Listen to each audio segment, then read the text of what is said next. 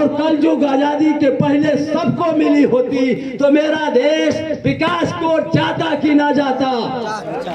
लेकिन लोगों ने अपने ग्रंथों में, अपने वेदों में ये लिख दिया कि नारी शूद्रो नाधियताम श्रुते।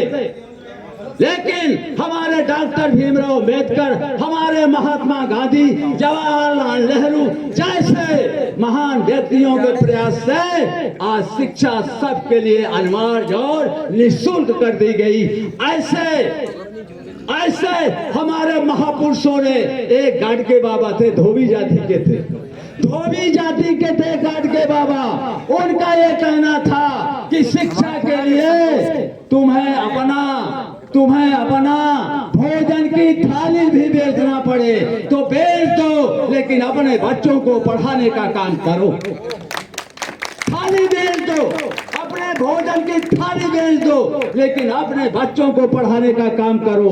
तो बंधुओं, अरे हम लोग तो थाली बेचकर आपको पढ़ाने के लिए यहाँ भेजते हैं, तो आपकी भी जिम्मेदारी बनती है कि आप भी सही अध्ययन करो, अच्छे ढंग से पढ़ो और पढ़ करके हमारे अपने परिवार का, अपने समाज का, अपने जिला, प्रदेश और देश का नाम उज्जवल करो, तभी आपका नाम रोशन होगा। तो बंधुओं, हम भी तो यही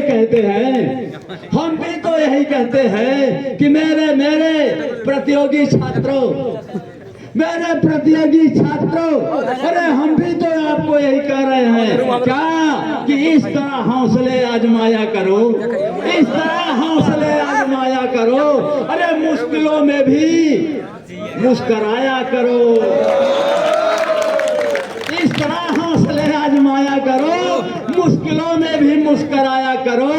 दो निवाला दो रोटी, दो निवाला भले ही कम खाया करो, अपने बच्चों को लेकिन पढ़ाया करो।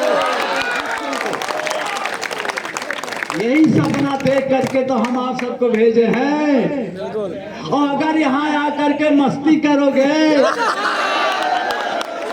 माता पिता तो वहाँ पैसा किस ढंग से भेजता है आपको, और यहाँ आकर के उसका सदुपयोग नहीं करोगे मेरे बेटा और बेटियों, तो सोच लीजिए उस माता पिता को कितना बड़ा कष्ट होगा। याद करना, इस बात को याद करना कि कहां से निकले हो, अभी तुम्हें कहां जाना है। इसलिए छोटी छोटी परिस्थितियों में, छोटी छोटी उलझनों में मत पड़ना।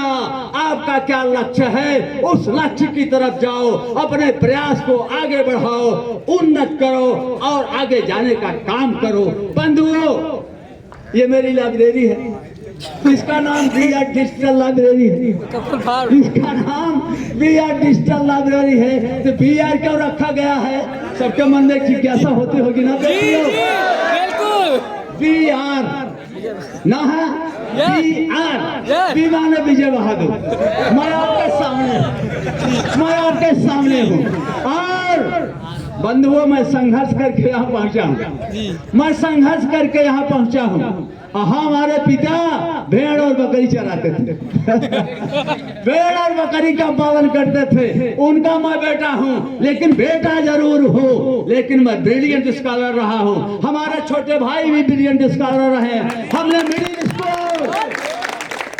स्कूल, हाई स्कूल, इंटर, प्रथम श्रेणी में पास किया है। उस जमाने में नकल नहीं होती थी, 67-69 में नकल नहीं होती थी। उसी के बल पर मैं 18.5 वर्ष की उम्र में अध्यापक बन गया, सरकारी अध्यापक बन गया।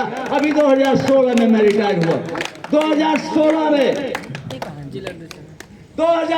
में मिडिल स्कूल का प्रधान